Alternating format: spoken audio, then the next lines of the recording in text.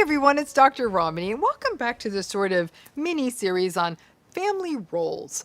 I put this series together because many of you who grew up in narcissistic family systems recognize that yes, you did play a role in that system. It was given to you, and that role was something that might have kept you safe or sane. But sadly, in all cases, these family roles were often designed to ensure that the narcissistic parent, usually, got their narcissistic supply. The struggle with these family roles is they often follow you into adulthood and can not only be the role you continue to play in your family, but also can impact the kinds of roles you take in other adult relationships. The more you can understand these, the more you can sort of try to crack out of them, break out of them, and not be so defined by your early years and the roles you had in your family system. Today, we're going to be taking on a very interesting family role called the truth teller. As you watch this video and as we get to the end of it, I want you to pay attention, because if you feel like you are one of the truth tellers out there, drop it in the comments. It's always really wonderful for this whole community to see what roles you found yourself in and sort of see how that affected you. But if you were a truth teller, let us know, but you're going to have to listen to figure out if you were one. And as always, if you're enjoying this content and you haven't already, please hit that subscribe button. Join us on this really robust and ever-growing community on YouTube. So let's talk about the truth teller. There is always a child in every family system who gets it. And I have to tell you, this is that person who gets it, whether it's a narcissistic family system or not. They just get it. The challenge is, in a narcissistic family system, getting it, seeing everything clearly, is almost a dangerous thing to be. The truth teller is the child, like I said, who gets it, who sees it, whether they say it or not. They often do say it the way kids do. It's largely from a naive perspective of simply telling the truth. And that's what's so beautiful about kids. For example, a kid might say, you know, Mom, it seems like Dad gets mad whenever he has a bad day at work. Or, Mom sure doesn't like it when people don't think she's smart. Bless their hearts, it's the truth. And the challenge is narcissists hate when anybody calls them out on their truth, whether it is an adult calling them out or a child calling them out. For a narcissist, being called out induces shame and then rage.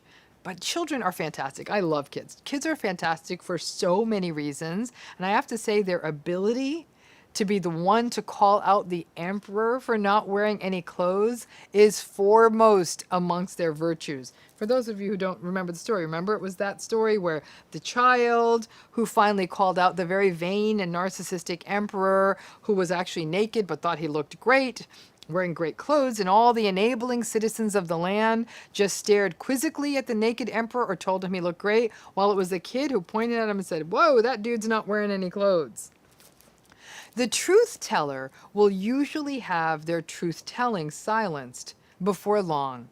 The truth teller will come to understand as a child that calling a narcissistic parent or sibling or other family member out is potentially a disaster.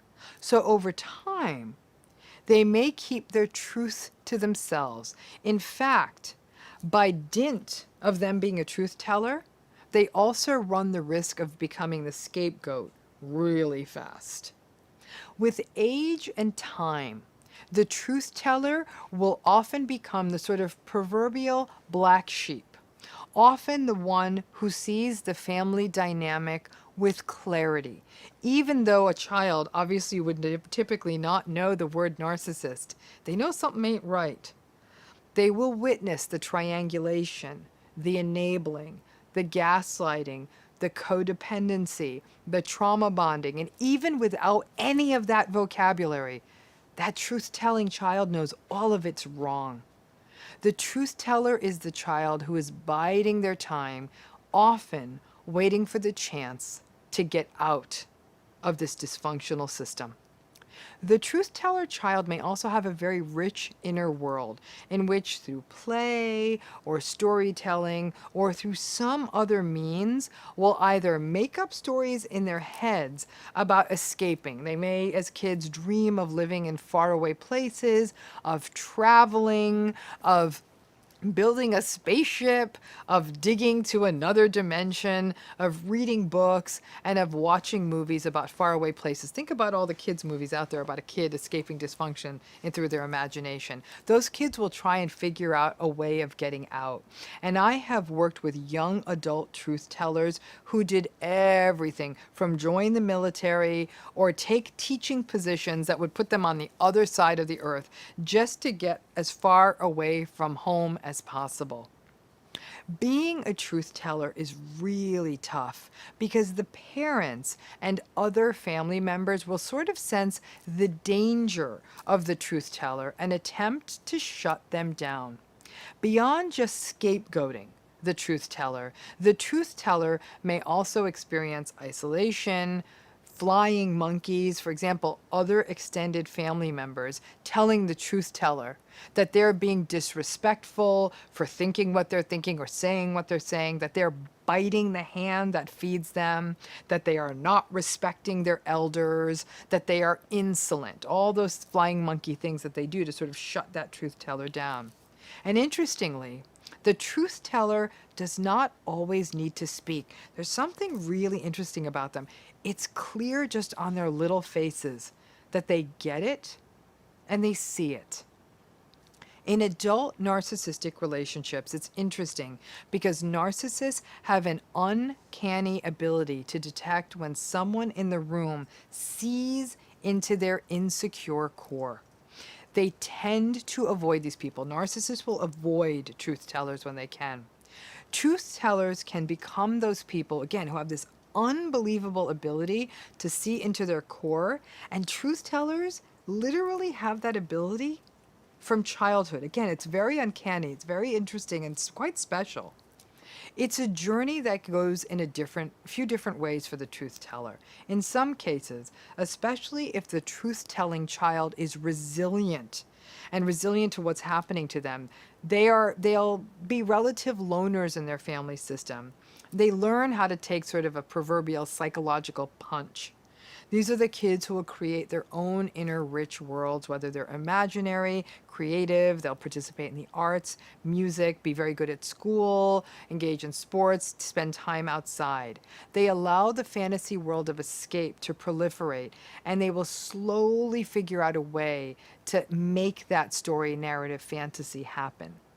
They find a way to sequester themselves from the madness that's happening around them. However, there are also truth-telling kids who may not have had the opportunity to develop that same level of resilience. For them, there is a significant risk of mental health issues, depression, anxiety, social isolation, difficulties with concentration, and school performance. And because no one is going to throw the truth-telling child any help in a narcissistic family system, that truth-telling child's struggles may literally go unnoticed, except maybe by people in their schools, like their teachers. And then, if those concerns are reported to the family is going to do nothing to help that truth-telling child anyhow. Because truth-tellers do so often grow up in narcissistic families, not always, but typically, despite their wisdom, they too can be plagued with anxiety regardless of their resilience. Whether that child is resilient or not, anxiety is a big part of a truth teller's life. So although they know that the best path out of this situation is to get out and go far away, they sometimes lack the self-confidence and sense of self-worth to activate their rather excellent plan of getting out. They just don't believe in themselves enough to do it. As truth tellers get older, they are more likely to become estranged, distanced, and move away from the family system. And it may be an all or nothing sacrifice. They may actually have siblings, for example, of whom they are very fond, or other family members that they really like, but recognize that to stay for those other family members, if they stay close to the truth teller, those other family members may also have to become isolated along with the truth teller, and those other family members may not be willing to do that. That's obviously quite devastating for the truth teller in the system. Like I said, it's all or nothing. They may feel like they have to lose everyone just to get distance from the toxic situation. Of all the family roles, despite the potentially devastating impacts, this is not such a bad family role. It's sort of like having psychological extrasensory perception that they can see a toxic cycle and not actively or even that passively enable it. Most adults never get to the truth telling place, so it's absolutely extraordinary when a child is able to get it. Over time, as the truth teller gets older, they are often regarded by their narcissistic family members with a combination of contempt and fear.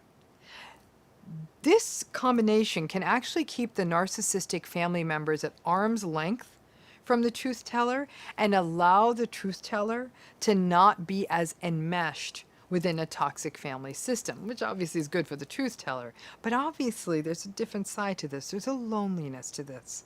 Because the truth telling child at an early age has to grasp the reality that significant players in their lives, people who are supposed to keep them safe and love them unconditionally, didn't. And that recognition is painful, whether or not you're a truth telling child.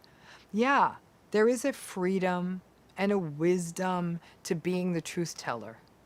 But there is also a permanent sort of sense of grief that can pervade the person who is the truth teller. The recognition of not having a safe space, of feeling like you don't really have a family. And that kind of loneliness and isolation can obviously very devastatingly and potentially impact adult relationships. The truth teller to me is incredibly intriguing, especially when I've seen it in kids. And because I don't work with children clinically, when I've seen truth telling kids, it's actually been more anecdotally. I've seen it in people close to me. Like known people who have narcissistic spouses and watched their child. And there's a quietness about these kids. There is a deliberation in how they move. They're very circumspect. In a strange way for a little kid, they're often very mindful. They're very wide-eyed. They take in everything going on around them. And it's almost like you can hear their wheels turning. I find them quite intriguing when I've had the rare opportunities to observe them. They're often quite bright. You know, they may not be school smart, but there's just something smart about them. You know, whatever, I don't believe, I think school is only a small part of smart. Smart can be that you can take apart an engine. Smart can be that you can make a beautiful painting. Smart can be that you can whip up a hell of a dinner. Smart's obviously different. But these kids are often like, they have this cleverness that they may or may not share. But it is painful also to watch how the truth teller does learn to slowly silence themselves. And again, when I say that they get it, what the truth teller really sees is they just more than anything see, this isn't okay. This is not okay to gaslight. It's not okay to invalidate. It's not okay to treat my siblings this way. It's not okay to treat me or my other parent or other people or the guy at the gas station. It's not okay. And again, you see that kid wide-eyed, taking it all in. Truth tellers can often go on to do some great things. In fact, one thing truth tellers can often do quite well is go into healing professions. For example, they can become good therapists because they're willing to call things out. They tend not so much to even be enablers when they grow up. They really are willing to call things out. And it's sort of brave and, again, lonely to be a truth teller because you keep calling people out. I don't even care if it's just your family. If you're willing to call people out in the workplace, if you're willing to call people out in friend groups, if you're willing to call out people in your community, trust me, sometimes people get uncomfortable with that. You know that, and they're the people who are often on the outs. So in truth tellers, you'll often also find some really cool stuff, some interesting entrepreneurs who say, you know what? I'm going to just run myself a healthy shop myself. I'm going to do what I want the way that it feels good to me because I don't want to participate in toxic structures, toxic cultures. And in that way, I don't like calling truth tellers loners. I think there's a real negative connotation around loners. I think truth tellers become very comfortable in their own solitude because I think it's there they find a sort of comfortable kind of peace. So to you truth tellers out there, Let us know who you are. Do you get it? Drop it here. Man, honestly, if you're a truth teller, you don't even need to watch this channel. You probably get it better than I do, frankly. But drop it down there. Tell us if you're a truth teller. Tell us if you had other roles from being a truth teller and how that plays out in adulthood. As always, thank you again. I hope to continue being, at least in modern times, your truth teller. As always, I appreciate your willingness to participate in this content and hope that in some ways it's lightening your burden. Thanks again. Bye.